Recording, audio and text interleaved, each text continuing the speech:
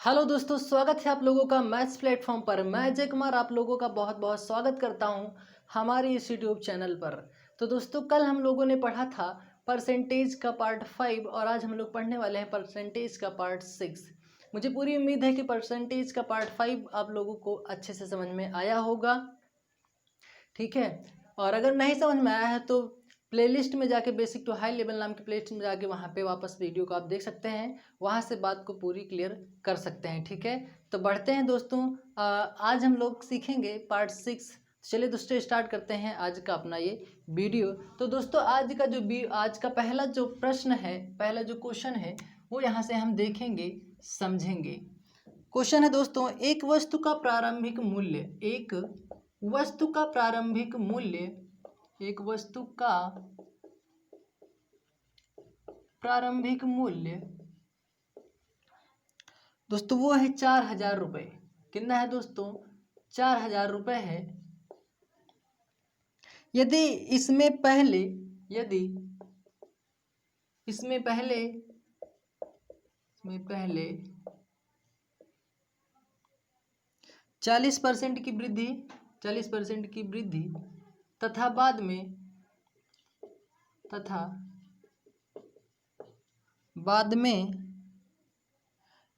बढ़े मूल्य में बाद में बढ़े मूल्य में 30% की कमी की 30% की कमी की तो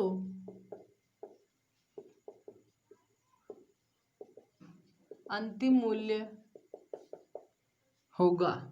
दोस्तों, अंतिम मूल्य हमें ज्ञात करना है। क्वेश्चन क्या कह रहा है कि एक वस्तु का प्रारंभिक मूल्य 4,000 रुपये है। यदि इसमें पहले 40% की वृद्धि तथा बाद में बढ़े मूल्य में 30% की कमी करें तो अंतिम मूल्य होगा। तो दोस्तों, यहाँ से देखते हैं, प्रारंभिक मूल्य इसका दे रखा है दोस्तों 4,000 रुपये।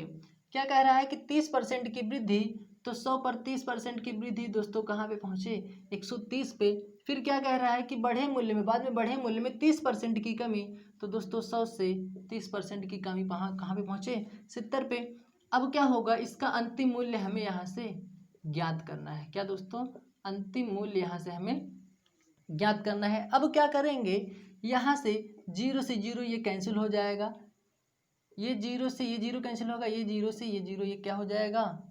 कैंसिल हो जाएगा। ठीक है, ये 130 यहाँ पे रहने देते हैं, 1 मिनट। ये 0 से 0 कैंसिल हुआ, ये 0 से 0 कैंसिल हुआ,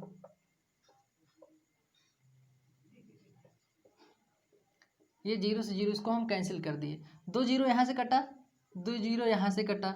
ठीक है, 1 मिनट।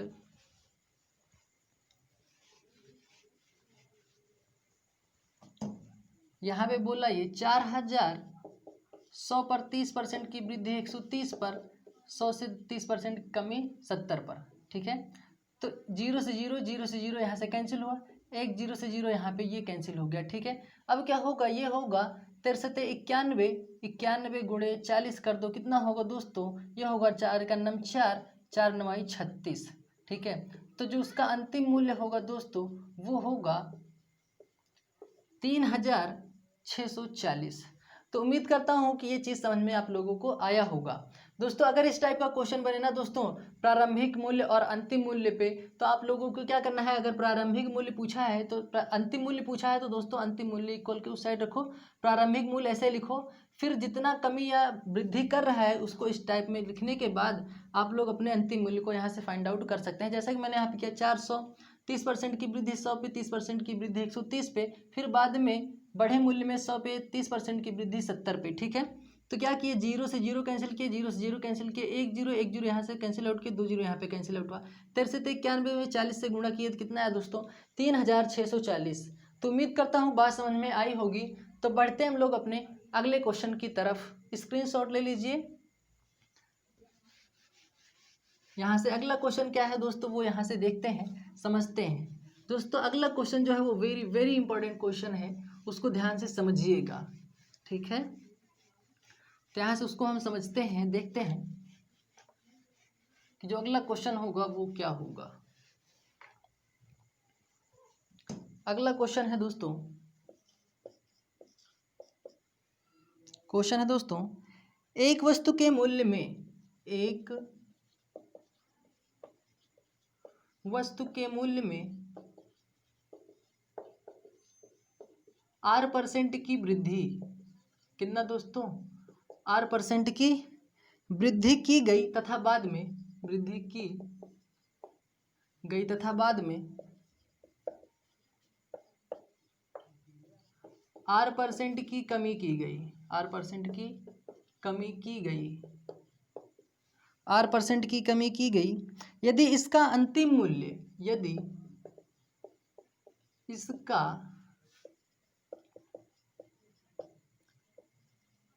अंतिम मूल्य 1 रुपया हो तो प्रारंभिक मूल्य होगा, प्रारंभिक मूल्य होगा। तो क्वेश्चन हमारे सामने ये है दोस्तों, एक वस्तु के मूल्य में पहले R% की वृद्धि की गई तथा बाद में R% की कमी की गई, यदि इसका अंतिम मूल्य 1 रुपया हो तो प्रारंभिक मूल्य हमें ज्ञात करना है। तो दोस्तों प्रारंभिक मूल्य ये है दोस्तों, प्रारंभिक मूल्य गुणे, यहाँ पे शुरू में क्या था 4000, यहीं पे तो लिखा था गुणे, क्या बोल रहा है कि R% की वृद्धि। तो ठीक है दोस्तों, 100 पर R% की वृद्धि करेंगे तो ये होगा दोस्तों 100R होगा, गुणे फिर क्या कह रहा है R% की वृद्धि, यानी 100 से R% की कमी हुई यहाँ पे। तो ठीक है, ये बात समझ में आया। और अंतिम मूल्य दोस्तों दे रखा है 1 रुपये, इतनी बात समझ में आई दोस्तों। अब क्या करेंगे दोस्तों, यहाँ से प्रारंभिक मूल्य गुणे, अब जब इसको हम क्या करेंगे दोस्तों, इसको जब गुणा करेंगे तो बनेगा 10,000, कितना बनेगा 10,000, गुणा करेंगे 10,000 बनेगा। अब क्या होगा, अब देखो दोस्तों, एक ब्रैकेट में A+B बन रहा है और दूसरे ब्रैकेट में A-B बन रहा है। तो फॉर्मूला आप लोगों को याद आया होगा A² - B² का। जब A² करेंगे, ये हुआ A, ये हुआ B, तो A से A को गुणा करेंगे तो A² होगा, यानी ये कितना होगा, ये हो जाएगा 10,000, माइनस होता है A² - B² होता है, तो ये होगा -R² बराबर में क्या होगा 1। अब क्या करेंगे, अब हमें प्रारंभिक मूल्य पूछा है हमसे, तो यहाँ पे ज्ञात करेंगे दोस्तों, प्रारंभिक मूल्य बराबर ये हो जाएगा, इसको उधर ले जाएंगे, ये हो जाएगा 10,000 और बटे में हो जाएगा दोस्तों, ये होगा 10,000 माइनस का R²। तो दोस्तों जो हमारा आंसर होगा, प्रारंभिक मूल्य जो निकल के आएगा वो आएगा 10,000 बटे 10,000 माइनस R²। तो उम्मीद करता हूँ बात समझ में आई होगी। तो दोस्तों हम वहाँ पे हमसे क्वेश्चन क्या किया था कि एक वस्तु के मूल्य में 40% की वृद्धि की गई या 30% की वृद्धि की गई, बाद में बढ़े मूल्य में 30% की कमी की गई, यदि इसका हमसे पूछा था कि प्रारंभिक मूल्य मतलब 4,000 यहाँ पे दिया हुआ था दोस्तों, तो अंतिम मूल्य पूछा था। तो यहाँ पे देखो, अब यहाँ पे अगर 30 करते तो ये होता 100 से 130, 100 से 100 माइनस 30 करते तो 70 होता। उसी तरह यहाँ पे ये कैलकुलेट किया दोस्तों। तो ये क्वेश्चन जो था दोस्तों, ये इंपॉर्टेंट क्वेश्चन था दोस्तों, पूछा गया है ये क्वेश्चन, वेरी वेरी इंपॉर्टेंट लगा के क्वेश्चन नोट कीजिएगा दोस्तों, ठीक है। तो उम्मीद करता हूँ बात समझ में आई होगी, ठीक है। तो बढ़ते हैं हम लोग अपने अगले क्वेश्चन की तरफ, स्क्रीनशॉट ले लीजिए दोस्तों, तो फिर बढ़ते हैं। उम्मीद करता हूँ समझ में आ रहा होगा दोस्तों। अगर वीडियो पसंद आ रही हो तो लाइक और शेयर का सपोर्ट जरूर करें, क्योंकि दोस्तों आप लोगों का यही सपोर्ट चाहिए, एक लाइक और एक शेयर का। और मेरा ये छोटा सा प्रयास आप लोगों को कैसा लग रहा है वो कमेंट में ज़रूर बताएं। तो अगला क्वेश्चन है दोस्तों, राम की आय श्याम से, राम की आय, राम की आयु श्याम की आयु से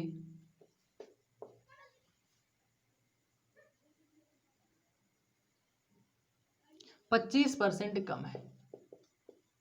आई मीन आयु क्या, इसको आय कर लीजिए, आय श्याम की आय से 25% कम है, तथा श्याम की आय मोहन से, तथा श्याम की आय मोहन से 20% कम है। कितना है दोस्तों, 20% कम है। तो श्याम की आय राम का कितना प्रतिशत है, तो श्याम की आय, तो श्याम की आय मोहन का कितना प्रतिशत है, मोहन का कितना प्रतिशत है। क्वेश्चन दोस्तों ध्यान से देखिएगा, समझिए क्या बोल रहा है। राम की आय श्याम की आय से, राम की आय श्याम की आय से 25% क्या है दोस्तों, कम है। तो दोस्तों 100 से 25 कम है तो कहाँ पे आएंगे, 75 पे आएंगे। फिर क्या कह रहा है कि तथा श्याम की आय मोहन से, श्याम की आय मोहन से, तो मोहन से बोल रहा है तो यहाँ पे रखिए दोस्तों। एक काम करो दोस्तों, इसको पहले ऐसे रहने दो। अब यहाँ से इसका हम रेशियो पता करते हैं। सबसे पहले क्या होने वाला है, तो ये क्या होगा, 25 तिया 75 होगा, ये होगा 25 चौका 100 होगा। फिर क्या कह रहा है, श्याम की आय मोहन से, श्याम की आय मोहन से, तो क्या करेंगे, मोहन से बोल रहा है 20% कम है तो 20% कम कर दो, ये होगा 20 चौक 80, ये होगा 20 पंचे 100। तो दोस्तों मैंने आप लोगों को ABC PQR ये सब निकालना सिखाया है ना। तो क्या होगा दोस्तों, यहाँ से हम निकालेंगे पहले RSM, ठीक है, ध्यान से समझना, ठीक है। तो R की वैल्यू कितनी है दोस्तों, R और S की वैल्यू है दोस्तों 3:4, और उसके बाद क्या है S और M की वैल्यू जो है, तो यहाँ पे दोस्तों यहाँ से लिखेंगे दोस्तों, यहाँ पे लिखेंगे, ध्यान से देखिएगा समझिएगा। ये हो गया श्याम और मोहन की आयु। अब देखो दोस्तों, यहाँ से मैंने बोला था यहाँ से 4 को बढ़ाओ, यहाँ से भी 4 को बढ़ाओ, यहाँ से क्या होगा, ये होगा 4 3 12, यहाँ होगा 4 चौक 16, यहाँ होगा 4 पंचे 20 हो जाएगा, ठीक है। अब यहाँ से क्या करेंगे, ये जो 12 रेशियो 16 रेशियो 20 आया है, इसको एक बार कैंसिल आउट कर लो, ये हो जाएगा कितना से कट रहा है, 3 चौक 12, 4 से काटो इसको, 4 3 12, 4 चौक 16, 4 पंचे 20, वापस क्या बना, ये 3:4:5 बना। लेकिन हम यहाँ पे क्या करते, अगर हम यहीं पे देख लेते, ऐसा कुछ हमें करने की जरूरत ही नहीं होती। जब ये मिड वाला जब समान हो जाता है ना दोस्तों, तो रेशियो उसका जो है वो डायरेक्ट बन जाता है, यानी 3:4:5 में, ठीक है। तो हमने यहाँ से वैसे भी सीखा और डायरेक्ट भी यहाँ पे हमने सीखा। तो अब क्या कह रहा है दोस्तों, यहाँ से ध्यान से देखिएगा समझिएगा। यहाँ पे कह रहा है कि श्याम की आय मोहन का, ये क्या है दोस्तों, ये है राम, ये है श्याम, ये है मोहन। तो क्या कह रहा है कि श्याम की आय मोहन, क्या श्याम की आय मोहन का कितना प्रतिशत है, तो मोहन का मतलब ये 5 कहाँ जाएगा, बटे में आएगा दोस्तों, और ये कहाँ रहेगा, ऊपर रहेगा, ये होगा 100, 5 का 5 5 भी साहब में 100। तो जो आंसर आएगा दोस्तों वो कितना प्रतिशत है, श्याम की आय मोहन का कितना प्रतिशत है, 40% है। वापस एक बार फिर से समझ लीजिए। यहाँ पे सबसे पहले हम राम और श्याम का जो है रेशियो पता किए, ठीक है। फिर उसके बाद श्याम और मोहन का रेशियो पता किए, तो यहाँ पे राम और श्याम का 3:4 बना था, मैंने यहाँ पे लिखा 3:4। फिर श्याम और मोहन का लिखा 4:5। देखा मैंने मिड नंबर जो है वो एकदम समान है, तो उसका डायरेक्ट रेशियो हम पता कर लेते हैं। जब हम इसको रेशियो और प्रोपोर्शन पढ़ेंगे ना, तो वहाँ से अच्छे से इस बात को क्लियर कर लेंगे, ठीक है। तो ये 3 हुआ, ये 4 हुआ, यह हुआ 5। या मैंने वैसे भी आप लोगों को बताया कि ये बना था 4 3 12, 4 चौक 16, 4 पंचे 20, कैंसिल करने के बाद वापस फिर वही रेशियो बना था। तो उस तरह से भी मैंने समझा दिया और यहाँ से ऐसे ही समझाया। तो दोस्तों जो इसका आंसर होगा वो होगा 20 चौक, यहाँ पे कितना होगा दोस्तों, वो 80 होगा, ठीक है। तो हमारा आंसर क्या बना दोस्तों, 80 बना, 80% बना, ठीक है। तो उम्मीद करता हूँ कि ये क्वेश्चन आप लोगों को समझ में आया होगा। तो बढ़ते हैं हम लोग अपने अगले क्वेश्चन की तरफ, और अगला क्वेश्चन क्या है वो हम यहाँ से ध्यान से देखते हैं, समझते हैं। स्क्रीनशॉट ले लीजिए, फिर बढ़ते हैं हम लोग अपने अगले क्वेश्चन की तरफ।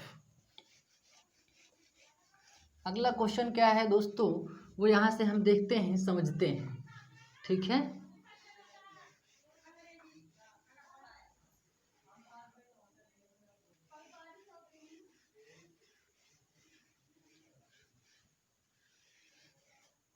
तो दोस्तों अगला क्वेश्चन है यहाँ पे, वो यहाँ से देखते हैं, समझते हैं। एक संख्या में पहले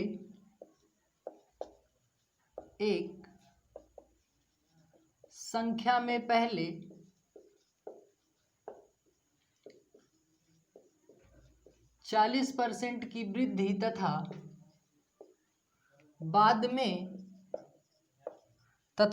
में 20% की कमी हो, 20% की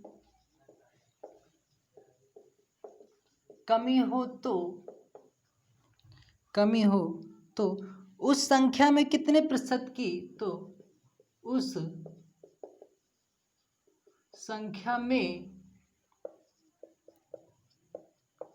कितने प्रतिशत की वृद्धि या कमी होगी। अब दोस्तों क्या क्वेश्चन को ध्यान से देखेंगे, समझेंगे। बोल रहा है कि एक संख्या में पहले 40% की वृद्धि, तो ठीक है दोस्तों, पहले हम 40% की यहाँ पे क्या कर दे रहे हैं, वृद्धि कर दे रहे हैं। फिर वापस क्या कह रहा है कि बाद में 20% की कमी, यानी दोस्तों ये कह रहा है कि 140 का यहाँ पे क्या करना है, डायरेक्ट हमें यहाँ से 20% की कमी नहीं करना है कि 140 पे 20 कम करके यहाँ पे 120 लिखेंगे, ये बिल्कुल भी नहीं करना है दोस्तों, ठीक है। यहाँ से बात को समझना है। तो जो 20% की कमी करनी है दोस्तों, वो कहाँ पे करनी है, 140 पे करनी है। तो 140 का 20% कितना होगा दोस्तों, वो होगा 0 से 0 कट जाएगा, 14 दूना होगा यहाँ पे 28, ठीक है। ये माइनस होगा तो कितना होगा, 10 में से 8 जाएगा, कितना बचेगा दोस्तों, 2 बचेगा, 3 में से 2 जाएगा, 1 बचेगा, यानी 112 कितना होगा दोस्तों, 112 होगा। अब एक बात बताओ दोस्तों, यहाँ पे 100 से 120 में कितने परसेंट की वृद्धि या कमी हुई, तो 100 से 112 हुआ, तो दोस्तों वृद्धि जो होगी वो होगी 12% की वृद्धि होगी, ठीक है। और यही होगा हमारा आंसर। तो उम्मीद करता हूँ यह बात समझ में आई होगी। वापस एक बार फिर से समझ लीजिए। बोला कि पहले 40% की वृद्धि, तो मैंने 100 से 140 बढ़ाया, 40 तो हुआ 140। फिर बोला बाद में 20% की कमी, तो दोस्तों हमें यहाँ से 20% की कमी 140 पे नहीं करना है दोस्तों, कि 140 में 20 घटा देंगे 120 आएगा, ठीक है। ये चीज़ हमें नहीं करना है। वो ये कह रहा है कि 140 का 20%, तो 140 का 20% मैंने निकाला, 0 से 0 कैंसिल आउट हुआ यहाँ से, तो 14 दूना 28, 140 में 28 कम किए तो बना वहाँ पे दोस्तों 112 बना, ठीक है। तो उम्मीद करता हूँ। अब उसके बाद क्या किया हमने, 100 से 112 हुआ, तो वृद्धि कितनी हुई दोस्तों, 12% की वृद्धि हुई, ठीक है। तो उम्मीद करता हूँ बात समझ में आई होगी। या आप लोग इसको डायरेक्ट भी सॉल्व कर सकते हैं, ध्यान से देखिएगा, समझिएगा। बोल रहा है 140% की वृद्धि ना, तो ठीक है, 140% की क्या कर दो दोस्तों, वृद्धि कर दो। और फिर क्या कह रहा है, 20% की कमी, तो क्या कर दो यहाँ से 20% की कमी करेंगे तो कहाँ पे पहुँचेंगे दोस्तों, 80 पे। अब क्या करो, 1% जो होता है दोस्तों वो 2 जीरो को काटता है, तो ठीक है, यहाँ पे हमने 2 जीरो को काट दिया।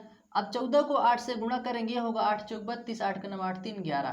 तो अब बताओ 100 से 112 हुआ दोस्तों, तो वृद्धि कितनी को हुई दोस्तों, यहाँ पे 12% की क्या हुई दोस्तों, वृद्धि हुई, ठीक है। तो ये ट्रिक है दोस्तों, ये याद कर लीजिएगा। और ये प्रश्न है दोस्तों कमी और वृद्धि का, ठीक है। तो उम्मीद करता हूँ कि ट्रिक और कंसेप्ट दोनों समझ में आया होगा। अब जैसे मैं यहाँ पे एक क्वेश्चन और आप लोगों को लिख रहा हूँ, वो हमें क्वेश्चन आंसर बताइए, उसका क्वेश्चन का स्क्रीनशॉट ले लीजिए। तो अगला क्वेश्चन हम यहाँ पे लिखते हैं, वो क्वेश्चन क्या है, यहाँ से ध्यान से देखते हैं, समझते हैं।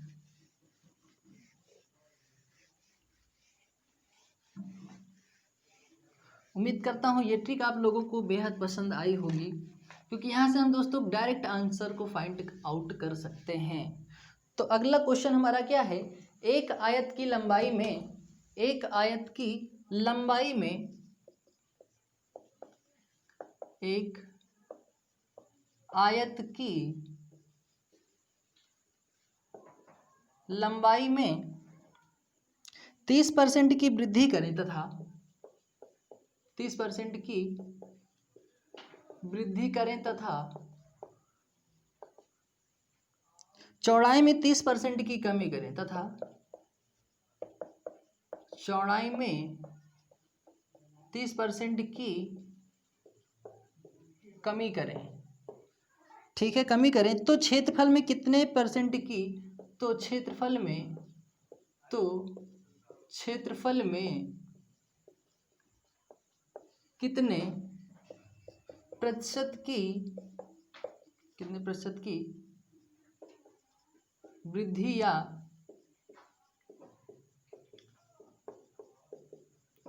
कमी होगी। क्वेश्चन हमारे सामने बोल रहा है कि एक आयत की लंबाई में 30% की वृद्धि तथा चौड़ाई में 30% की कमी करें तो क्षेत्रफल में कितनी प्रतिशत की वृद्धि या कमी होगी। तो मैंने आप लोगों को अभी अभी एक ट्रिक बताया, और वो ट्रिक क्या है वो दोस्तों, तो मैंने आप लोगों को अभी भी एक ट्रिक बताया था। वो ट्रिक क्या है दोस्तों, यहाँ पे बोल रहा है कि 30% की वृद्धि हो रही है, तो यहाँ पे क्या कर देंगे, डायरेक्ट 100 से 30% बढ़ाएंगे तो 130% होगा। फिर बोल रहा है 30% की कमी, तो 100 से 30% की कमी कर दो, कहाँ पहुँचे, 70 पे।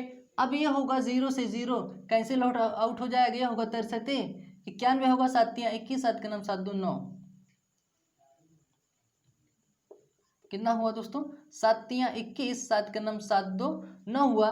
तो एक बात बताओ दोस्तों, यहाँ पे कमी कितनी की हुई दोस्तों, ये 100 से कम हुआ है ना दोस्तों, 100 से कितना कम हुआ है, 9%। तो कमी कितने की आएगी दोस्तों, 9% की कमी आएगी। उम्मीद करता हूँ बात समझ में आई होगी। या आप वैसे समझ सकते हैं, 100 से 30% की वृद्धि तो हम पहुँचे 130 पे, तो यहाँ से फिर 30% कमी, तो 130 का 30% निकाल लेंगे तो होगा 13 39, यहाँ से 10 में से 9 जाएगा, यहाँ बचेगा 1, यहाँ से बचेगा 2, यहाँ बचा 3, यह होगा 9, यहाँ से बचेगा 9 3 12 होगा, 9 3 यहाँ पे क्या हो दोस्तों 12, तो ये आया 91। तो 91 ये आया, तो 100 से ये कितना कम है दोस्तों, 9% ही तो कमी आ रही है ना दोस्तों। तो वहाँ से हमने डायरेक्ट सीखा, ठीक है। तो उम्मीद करता हूँ कि ये कंसेप्ट और ट्रिक दोनों समझ में आया होगा। तो बढ़ते हैं हम लोग अपने अगले क्वेश्चन की तरफ, और अगला क्वेश्चन बहुत ही बेहद ही शानदार क्वेश्चन है दोस्तों, स्क्रीनशॉट ले लीजिए। तो बढ़ते हैं हम लोग अपने अगले क्वेश्चन की तरफ। अगला क्वेश्चन क्या है देखिएगा भाई, समझिएगा।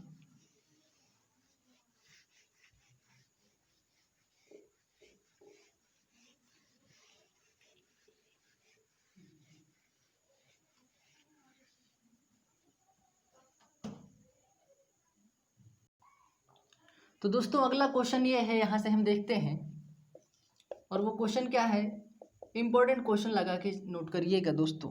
बोल रहा है किसी कक्षा में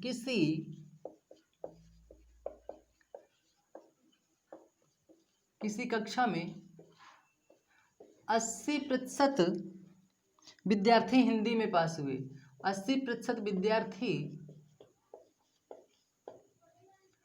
हिंदी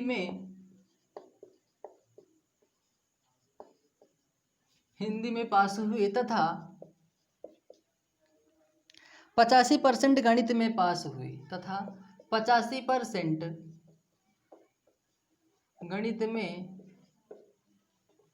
गणित में पास हों, तथा 75%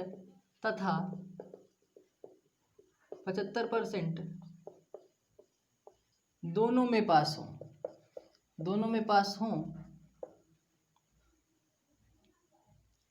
दोनों विषय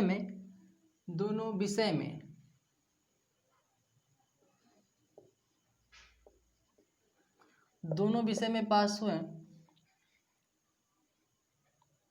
हो तो कक्षा में फेल होने वाले, तो कक्षा में फेल होने वाले छात्र 240 हों। कक्षा में फेल होने वाले छात्र कितना है दोस्तों, 240 हों। 240 हों तो कुल कितने छात्र हैं, तो कुल कितने छात्र हैं, क्वेश्चन ये है दोस्तों, यहाँ पे ध्यान से देखिएगा, समझिएगा। इसके पहले जो मैंने क्वेश्चन करवाया था दोस्तों इस टाइप का, उसमें क्या था कि हमें दोनों, मतलब जैसे क्वेश्चन जैसे मान लो कि सब्जेक्ट पे आता कि गणित में, इंग्लिश में, चाय कॉफ़ी, और एक क्वेश्चन और किए थे खेल कूद में, यानी फुटबॉल और क्रिकेट। तो वहाँ पे क्या था कि हमें दोनों का परसेंट ज्ञात करना था, लेकिन यहाँ पे क्या है दोस्तों कि दोनों हमें यहाँ पे परसेंट दोनों का हमें, यहाँ पे विषय की बात हुई, दोनों विषय का हमें परसेंट यहाँ पे दे दिया गया है। तो परसेंट हमें यहाँ पे यानी दोनों का नहीं ज्ञात करना है, ठीक है। लेकिन ज्ञात करना क्या है वो यहाँ पे हम सीखते हैं। क्या कह रहा है कि किसी कक्षा में 80% विद्यार्थी हिंदी में पास हुए। ठीक है, तो ठीक है, हिंदी में हम पास कर रहे हैं। एक डायग्राम बना रहे हैं यहाँ से अच्छे से। ठीक है, यहाँ से दोस्तों ये हिंदी है और ये क्या है दोस्तों, ये है गणित। तो बोल रहा है कि हिंदी में 80% विद्यार्थी पास हुए। तो ठीक है, 80% विद्यार्थी पास हुए और 85% गणित में, 85% गणित में, लेकिन 75% जो है दोनों विषय में पास हुए। 75% विद्यार्थी दोनों विषय में पास हुए। तो देखो दोस्तों, ये भी पास, ये भी पास, ये भी पास। अगर ये कंडीशन बन जाती है ना दोस्तों, पास पास और पास की ना, तो बहुत अच्छी बात है। लेकिन जैसे मान लो कि ये वाला बोलता कि किसी कक्षा में 80% विद्यार्थी हिंदी में पास हुए, लेकिन तथा 85% गणित में फेल हो गए। दोस्तों अगर बोले 85% फेल हो गए, तो यहाँ पे क्या करते, 85% फेल होने की बात कर रहा है, तो पास कितने होते दोस्तों, 15 होते। तो यहाँ पे दोस्तों हम क्या रखते, 15 रखते। किस लिए रखते, क्योंकि हमें ये पास का जो इक्वेशन होता है, जो होता है ना, उसे हमें बराबर रखना होता है। क्योंकि यहाँ पे अगर हम 85 फेल वाला लिखते तो एक जगह फेल हो जाता, दो जगह पास होता। तो वो इक्वेशन बराबर करने के लिए हम वहाँ पे क्या करते, यहाँ पे लिखते 15। लेकिन यहाँ पे हमें सभी जगह पास पास दे रखा है, तो बहुत अच्छी बात है। अब यहाँ से इसके आगे हम बात को समझते हैं।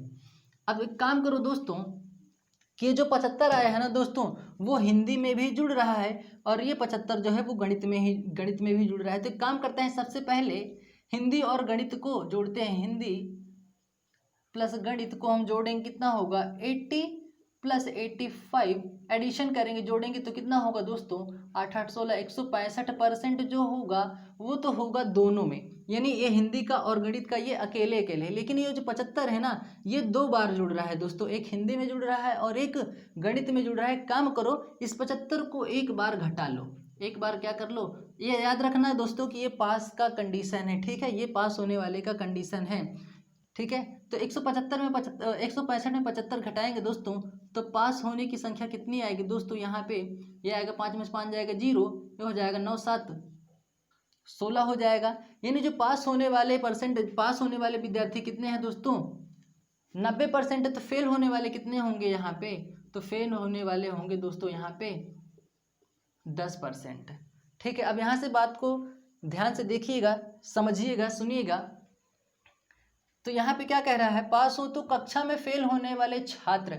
भाई हम तो कह रहे हैं 10% फेल हुए, जबकि क्वेश्चन कह रहा है कि 10% नहीं 240 छात्र फेल हुए हैं। तो एक काम करो दोस्तों, यहाँ पे ये 10% बराबर हमें दिया हुआ है दोस्तों 240 का। 240 छात्र जो हैं वो फेल हुए हैं। ठीक, कक्षा में फेल होने वाले छात्र 240 हैं, जबकि परसेंटेज में कितना है दोस्तों, फेल कितने हैं दोस्तों 10% है। जब 10% 240 का, तो 1% कितने का होगा दोस्तों, यहाँ पे 240 बटा हो जाएगा ये 10, 0 से 0 कैंसिल होगा। जब 1% बराबर 24 का, तो दोस्तों यहाँ पे जो 100% होगा वो कितने का होगा, वो होगा 24 गुणे 100, ये हो जाएगा 2400। यानी जो छात्रों की संख्या होगी, कुल छात्रों की संख्या होगी, वो होगी दोस्तों 2400। तो उम्मीद करता हूँ कि बात समझ में आई होगी। वापस एक बार फिर से समझ लीजिए, अगर यही क्वेश्चन अगर यहाँ पे पास पास ना कि एक जगह फेल होता, तब हम क्या करते, जैसे मान लो कि 80% यहाँ पे बोल देता फेल है, तब क्या करते दोस्तों, ये 75% दोनों में पास है, ये 85% गणित में पास है। लेकिन यही क्वेश्चन यहाँ पे बोलता कि 80% विद्यार्थी हिंदी में फेल हुए, तो क्या करते, यहाँ भी पास है, यहाँ भी पास है, तो इस यहाँ भी पास करने के लिए जब 80% फेल है, तो पास कितना होगा 20%। तो यहाँ पे हम क्या रख देते 20, फिर 20 और 85 को जोड़ते, फिर 75 को घटाने के बाद वैसे अपना क्वेश्चन सॉल्व कर लेते। तो उम्मीद करता हूँ कि आप लोग इक्वेशन बराबर कर लेंगे। यहाँ तो आ गया है बराबर, लेकिन जैसे अगर बराबर ना हो तो आप लोग बराबर उसको कर लेंगे। ठीक है, तो बढ़ते हैं हम लोग अपने अगले क्वेश्चन की तरफ। उम्मीद करता हूँ कि बात समझ में आई होगी। ठीक है, तो स्क्रीनशॉट ले लीजिए। तो बढ़ते हैं अगले क्वेश्चन की तरफ फिर। ठीक है, यहाँ से अगला क्वेश्चन क्या होगा वो यहाँ से हम देखते हैं, समझते हैं।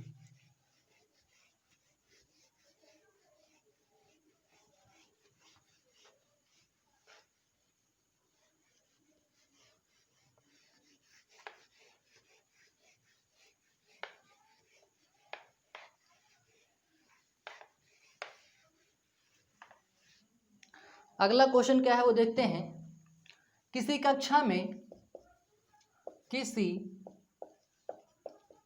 कक्षा में 52% विद्यार्थी अंग्रेजी तथा 52% विद्यार्थी अंग्रेजी में तथा 42% विद्यार्थी विज्ञान में फेल हुए। 42% विद्यार्थी विज्ञान में फेल,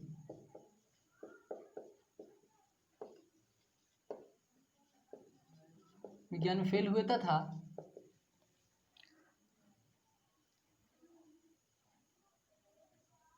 17% विद्यार्थी दोनों में फेल हुए, तथा 17% दोनों में फेल हुए। यदि कक्षा में पास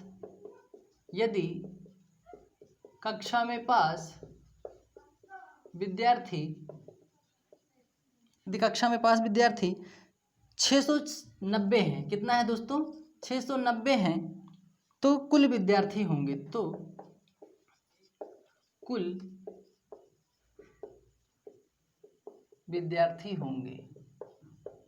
अब यहाँ से ध्यान से देखिएगा, समझिएगा।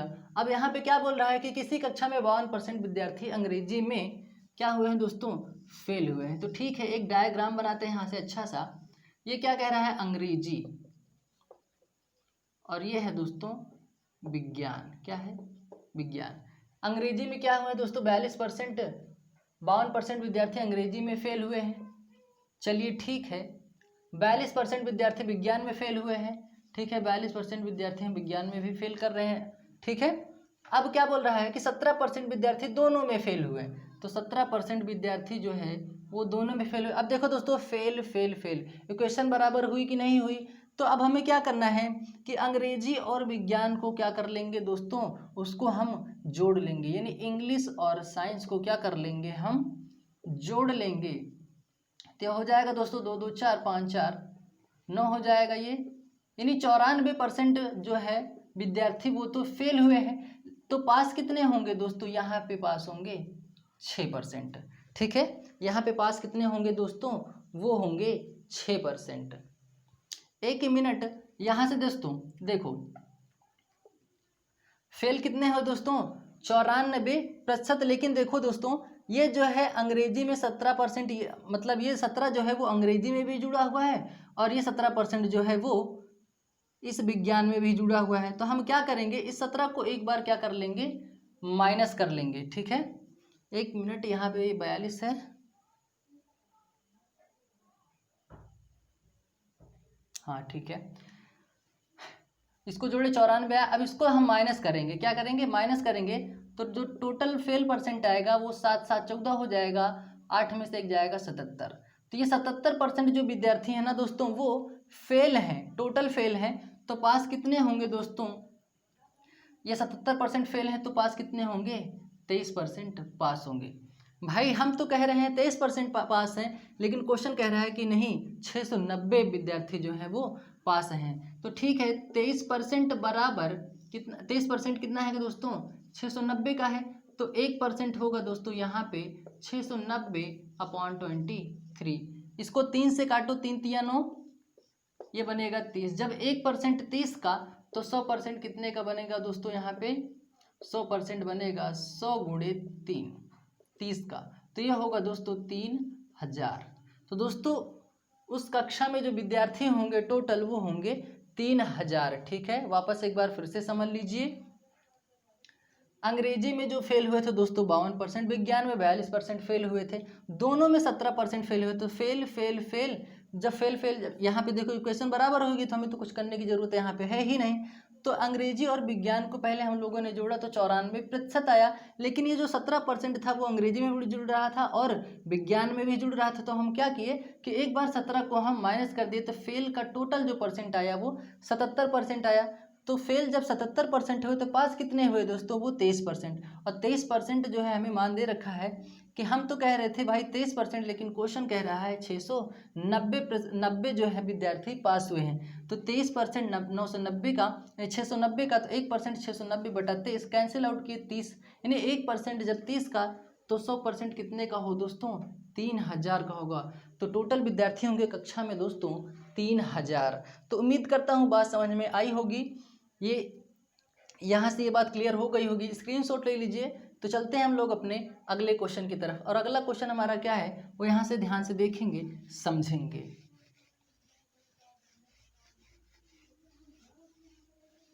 तो अगला क्वेश्चन क्या है यहाँ से हम समझने वाले हैं। उम्मीद करता हूँ वीडियो पसंद आ रहा होगा, और अगर पसंद आ रहा है तो लाइक और शेयर का सपोर्ट जरूर करें। तो क्वेश्चन क्या होगा यहाँ से देखते हैं। अगला क्वेश्चन है दोस्तों, इंपॉर्टेंट क्वेश्चन है दोस्तों, वो यहाँ से देखेंगे। कह रहा है किसी वृत्त की त्रिज्या में, किसी वृत्त की त्रिज्या में 30% की वृद्धि, 30% की वृद्धि करें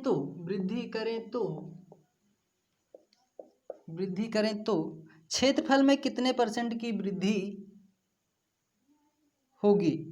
तो क्षेत्रफल में कितने परसेंट की वृद्धि करें, तो क्षेत्रफल में कितने प्रतिशत की वृद्धि करें, कितने प्रतिशत की वृद्धि करें। ठीक है, अब यहाँ से ध्यान से देखिएगा भाई, समझिएगा। कह रहा है कि किसी वृत्त की त्रिज्या में 30% की वृद्धि हुई तो क्षेत्रफल में कितने प्रतिशत की वृद्धि करेंगे। ठीक है, या करें तो क्या करेंगे दोस्तों, सबसे पहले तो ये जानना होगा कि भाई वृत्त का क्षेत्रफल क्या होता है। वृत्त का क्षेत्रफल क्या होता है, यह होता है πr²। तो यहाँ से देखेंगे कि भाई पाई का मान जो होता है वो एकदम स्थित होता है, 22/7 होता है। तो इस पाई को हमें काम में नहीं लेना है। अब इस आर का स्क्वायर का मतलब होगा दोस्तों आर गुणे ये होता है दोस्तों आर, तभी तो आर स्क्वायर होता है। अब इसका कहने का मतलब यह है कि अगर आर एक बढ़ेगा दोस्तों तो दूसरा वाला भी आर बढ़ेगा। अगर ये वाला एक आर घटता है तो दूसरा वाला आर भी घटेगा। तो हमें यहाँ पे करना क्या है कि 30% की वृद्धि हो रही है दोस्तों, तो यहाँ से आर, ये आर हुआ, 30% की वृद्धि करेंगे तो 130। जब ये 30% बढ़ेगा दोस्तों तो ये भी तो 30% बढ़ेगा। तो 130 दोस्तों ये क्या होगा, ये मैंने बोला है कि 1% डबल जीरो को कैंसिल आउट करता है, तो ये होगा 13 हमें हो जाएगा 169। तो यहाँ पे वृद्धि कितने की हुई दोस्तों, 169% आया। 100 से कितना ज़्यादा है दोस्तों, 69 ज़्यादा है। तो आपका जो क्षेत्रफल में वृद्धि करनी पड़ेगी दोस्तों वो 69% की वृद्धि करनी पड़ेगी। तो उम्मीद करता हूँ बात समझ में आया होगा। ठीक है, वृत्त का क्षेत्रफल होता है πr²। पाई को हमें काम में नहीं लेना है क्योंकि ये कांस्टेंट वैल्यू है। अब यहाँ से अगर एक आर की वैल्यू बढ़ेगी तो दूसरे वाले आर की वैल्यू है वो बढ़ेगी। अगर पहले वाले आर की घटेगी तो दूसरे वाले भी आर घटेगी। तो यहाँ से मैंने 30 को बढ़ाया तो दूसरा भी 30 बढ़ेगा। पहला वाला 30 घटेगा तो दूसरा वाला भी 30 घटेगा। तो उम्मीद करता हूँ कि बात समझ में आई होगी। तो बढ़ते हैं हम लोग अपने अगले क्वेश्चन की तरफ, और अगला क्वेश्चन क्या है वो यहाँ से ध्यान से देखते हैं, समझते हैं। स्क्रीनशॉट ले लीजिए। तो बढ़ते हैं अगले क्वेश्चन की तरफ, उम्मीद करता हूँ समझ में आया होगा। अगला क्वेश्चन क्या है यहाँ से देखते हैं, समझते हैं।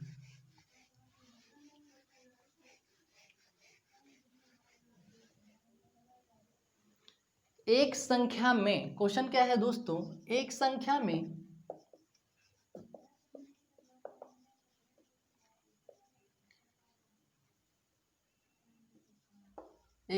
में 11 सही 1/9% की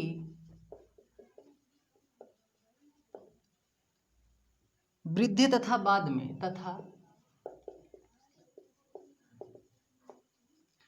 में 33 सही 1/3% की कमी हो तो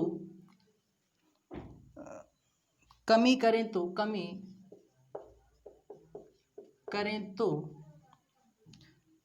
उसकी बचत में कमी करें तो उसमें कितने प्रतिशत की वृद्धि या कमी होगी, तो उसमें कितने प्रतिशत की वृद्धि या कमी होगी, कितने प्रतिशत की वृद्धि या कमी होगी। अब यहाँ से ध्यान से देखिएगा, समझिएगा। क्वेश्चन क्या कह रहा है कि एक संख्या में 11 से ही 1/9% की वृद्धि हो रही है। तो सबसे पहले तो हमें जानकारी ये होनी चाहिए दोस्तों, ये मैंने आप लोगों को शुरू में ही बताया है कि 11 से 1/9% का मान होता है दोस्तों 1/9। और अगर नहीं पता है दोस्तों तो ये इसका परसेंटेज का पहला वाला वीडियो जाके देखिए, वहाँ पे पूरी की पूरी बात वहाँ पे क्लियर हो जाएगी। ठीक है, जो भी डाउट होंगे या कुछ भी होगा वो वहाँ से क्लियर हो जाएगा। ठीक है, और क्या कह रहा है कि 33 से 1/3% की कमी। तो सबसे पहले 33 से 1/3% का हमें मान पता होना चाहिए, जो कि होता है 1/3।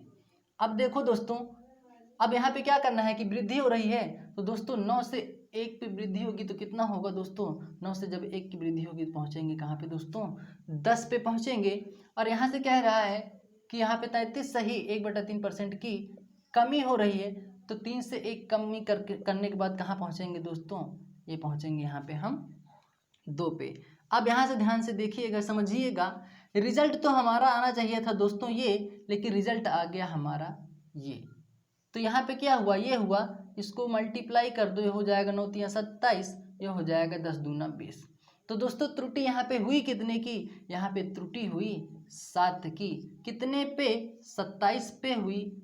और परसेंटेज ज्ञात करने के लिए गुणा किससे करते हैं, 100 से करते हैं। तो क्या होगा, ये होगा 700/27%। ठीक है, ये होगा दोस्तों हमारा आंसर। इसको आगे और भी कैंसिल आउट कर सकते हैं, करना हो तो कर लीजिएगा। तो उम्मीद करता हूँ बात समझ में आई होगी। वापस एक बार फिर से समझ लीजिए। यहाँ से 9 से यहीं पे देखो दोस्तों, यहीं पे वृद्धि होगी और यहीं पे कमी होगी। अगर बोलता है यहाँ पे 11 से 1/9% की कमी होती तो 9 से 1 कम कर देते, कहाँ पहुँचते, 9 से 8 पहुँचते। वृद्धि बोला है 9 से 10 पहुँचे। ठीक है, तो इस तरह से। इसी तरह यहाँ से कमी बोला तो 3 से कहाँ पहुँचे दोस्तों, 2 पहुँचे। वृद्धि बोलता तो 3 से यहाँ पे 4 पे पहुँचते। ठीक है, तो यहाँ से रिजल्ट हमारा आना चाहिए था ये, लेकिन रिजल्ट हमारा आया ये। तो दोस्तों 9 3 27 हुआ, 10 दूना 20 हुआ। तो त्रुटि कितने की हुई दोस्तों, 7 की। कितने पे, 27 पे हुई। तो उसके आगे हम कैंसिल आउट के 700/27% हमारा आंसर बना। तो उम्मीद करता हूँ कि बात समझ में आई होगी। तो दोस्तों आज के लिए इतना ही। उम्मीद करता हूँ पूरी की पूरी बात यहाँ पे आप लोगों को क्लियर हो गई होगी। जो भी डाउट रहे होंगे यहाँ पे कमेंट करके, जो भी आपका डाउट हो वहाँ पे कमेंट में हमें बताइए, आपका डाउट पूरी तरह से क्लियर किया जाएगा। ठीक है, और अगर वीडियो नहीं समझ में आ रहा है तो आप वीडियो को वापस फिर से एक बार देखिए, समझिए, और फिर भी ना आए तो कमेंट में हमें ज़रूर बताइए, वहाँ से आप लोगों को सल्यूशन ज़रूर मिलेगा। ठीक है, तो उम्मीद करता हूँ।